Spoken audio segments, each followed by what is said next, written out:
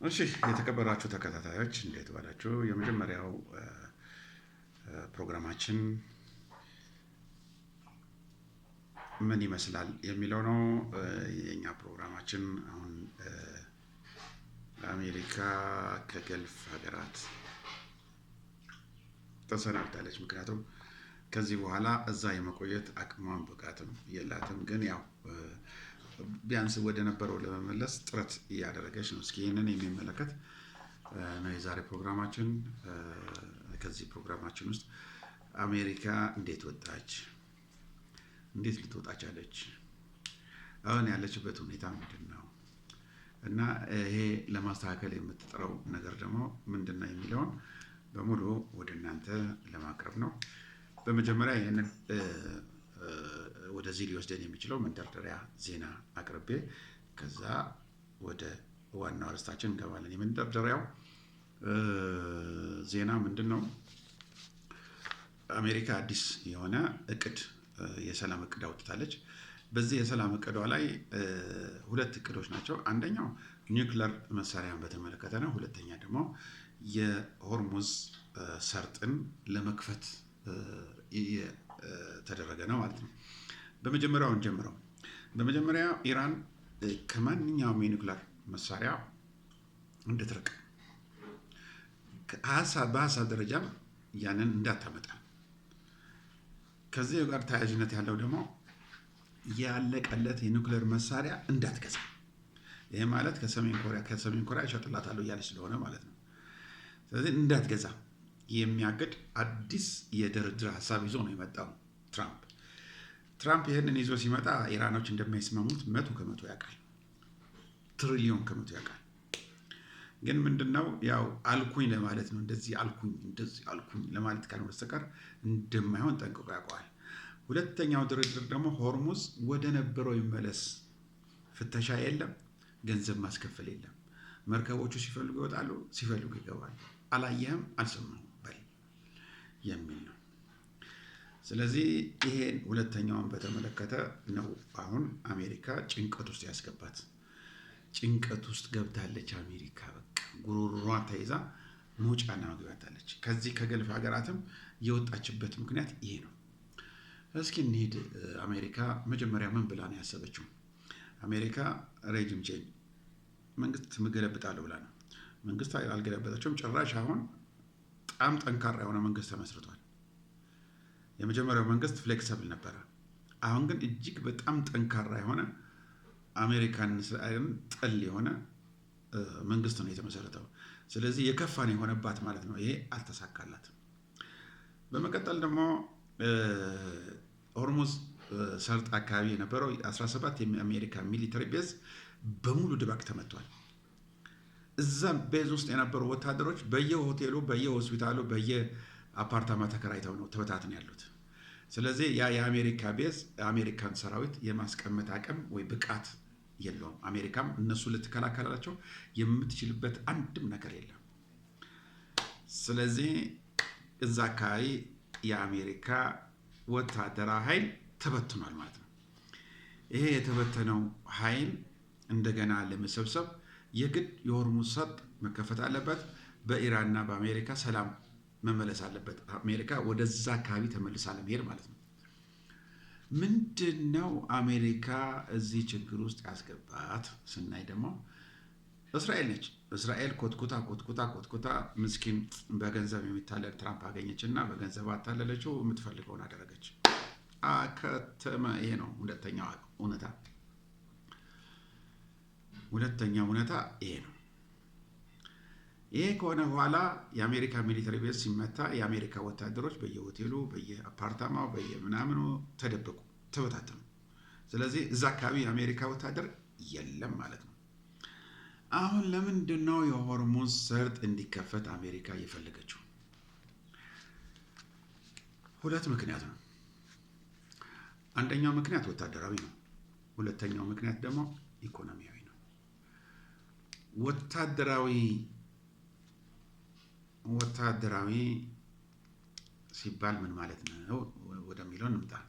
ወታደራዊ ማለት አሜሪካ እነዚህ ተበታትነው በየሆቴሉ በየአፓርታማው ተከራይተው ያሉ ወታደሮቿ ወደ አንድ ቦታ መመለስ ያስፈልጋል። ምክንያቱም አሁን ተበትነው ነው ያሉት። ለጥቃትም ይመቻል፣ ወታደራዊ ትዕዛዝም ለመስጠት አይመችም። ስለዚህ የተበታተኑትን ወደ ነበሩበት ቦታ ለመመለስ ይሄ አንደኛው ግቧ ነው። ሁለተኛ ሎጂስቲክ፣ ወደዛ አካባቢ ሎጂስቲክ ለማቅረብ ይሄ ቦታ ነው የሚመቻት፣ ሌላ ቦታ መቅረቢያ የላትም። ስለዚህ ይሄ ቦታ ካልተከፈተ ለወታደሮች ወይ ደግሞ እዛ ላሉ አገሮች እንደሆነ ኳታር፣ ዩናይትድ አረብ ኤምሬት፣ ሳውዲ አረቢያ፣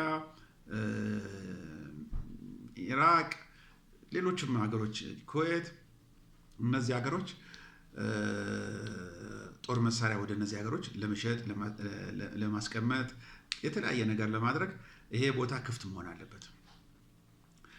ስለዚህ ይሄ ቦታ ክፍት ካልሆነ እነዚህን ማቅረብ አትችልም ማለት ነው። ሌላው እስራኤልን ለመከላከል እነዚህ ሀገራቶች ሆነ ነው እስራኤል የምትከላከለው። ምክንያቱም ከኢራን ሲተኮስ ከነዚህ ሀገራት ሆነ ነው ጥይቱን መምታት የምትሞክረው። እያለፈ እስከ ጆርዳን ሄድና ጆርዳንን ካለፈ ደግሞ እስራኤል ራሷ ትከላከላለች ማለት ነው። ስለዚህ የኢራን ሚሳኤሎች እነዚህ ሁሉ ሀገሮችን አልፈው ነው በጣጥሰው ሄደው ነው እስራኤል የሚያጠቁት። ግን በተወሰነ መቼም የተሻለ ነው። ከነዚህ ሀገር ጀምረ እየተከላከልክ ብትሄድ እዛ የተወሰኑ ያልፋሉ፣ የተወሰኑ መንገድ ላይ የሚቀሩ አሉ። ይሄ አንዱ ትልቅ ኪሳራና ትልቅ ውርደት ነው። ሁለተኛው ደግሞ ኢኮኖሚን በተመለከተ ነው። አሜሪካ እነዚህ ሀገሮች የሚነግዱት በአሜሪካ ሲቲ ባንክ አድርጎ የሚንቀሳቀስ ነው ብሩ። ስትፈልግ አሜሪካ 10 ትሪሊዮን መጥቶ ከሆነ ለእናንተ የሚገባቸው 1 ትሪሊዮን ነው። 9 ትሪሊዮን እዚህ ይቀመጥ ብሎ አፍነው ይይዙባቸዋል። በተለይ የኢራቅ አብዛኛው ገንዘብ እዛ ነው የሚቀረው። ስለዚህ ይሄ መስመር ሲዘጋ የአሜሪካ ዶላር እንቅስቃሴ ቆመ። የቻይናው የን ደግሞ እያደገ መጣ። ስለዚህ ዶላር ሊረሳ ነው ይሄ ቦታ ካልተከፈተ። ይሄ ለአሜሪካ ወታደራዊም ኢኮኖሚያዊም ትልቅ ኪሳራና ትልቅ ውድቀት አስከትሏል። በዚህ የተነሳ ይሄ አካባቢ እንዲከፈት አሜሪካ አሁን አጥብቃ ከምትለምነው ነገር አንዱ ይሄ ነው። እስኪ የሆርሙዝ ሰርጥ ህጋዊነት እንከተል። ሆርሙዝ ሰርጥ ሙሉ ለሙሉ የኢራን ነው፣ በኢራን መሬት ውስጥ ነው ያለው። ስለዚህ በዚህ መሬታቸው ሲያልፍ ማንኛውም መርከብ ተፈትሾ ያልፋል። ሲወጣም ተፈትሾ ይወጣል። ሲያልፍ ታክስ ይከፍላል፣ ቀረጥ ይከፍላል። ሲወጣ ደግሞ ቀረጥ ይከፍላል። ግድ ነው፣ መብቷ ነው። ኢንተርናሽናል ህግ ይፈቅድላታል። እሺ፣ በዚህ በመንገዷ መንገድ ይከፈት ተብሎ በሚታሰብበት ጊዜ ደግሞ ንግግር ከኦማን ጋር ያስፈልጋል። ኦማንን ለዚህ ነው አሜሪካ የምታስፈራራው። ከኢራን ጋር ምንም አይነት ግንኙነት ታደርጊ እኔ ቀጠቅጥሻለሁ የምትላት። ምክንያቱም የኦማን የተወሰነ ድንበር ባህሩ ላይ ስላለ የሁለታችሁ ነው ለማለት እነሱ ክርክር ለማንሳት ነው የሚፈልጉት። ስለዚህ ኦማን ደግሞ እዚህ ውስጥ እኔ ተካፋይ ነኝ እያለች ነው ያለችው። እፈትሻለሁ፣ ገንዘብ እቀበላለሁ ከኢራን ጋር፣ ኢራን በምትለው መንገድ ነው የሚሄደው እያለች ነው ኦማን።